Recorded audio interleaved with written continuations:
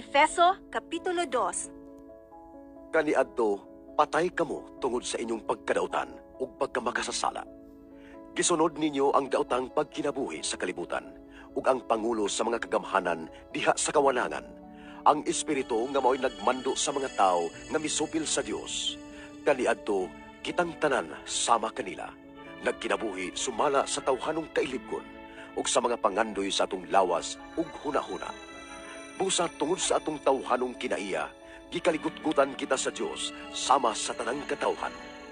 Apan, kaku kaayo ang kaluoy ug gugma sa Dios alang kanato. Bisan gani nga kaniadto, patay na kita sa espiritu tungod sa atong pagkadautan. Gibanhaw kita niya uban kang Kristo. Naluwas kamo tungod sa grasya sa Dios. Gibanhaw kita niya uban kang Kristo, aron maghari uban kaniya didto sa kalangitan.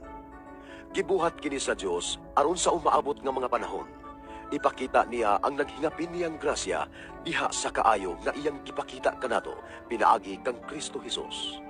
Kay pinaagi sa pagtuo, naluwas kamo tungod sa grasya sa Dios. Dili kini inyong buhat, kundili gasa sa Dios. Busa, walay makapasigarbo niini, sanglit dili man kini bunga sa inyong mga paningkamot. Mga binuhat kita sa Dios, ug gibuhat kita niya diha kang Kristo Hesus aron magbuhat kita sa maayo nga mao'y iyang tuyo alang kanato.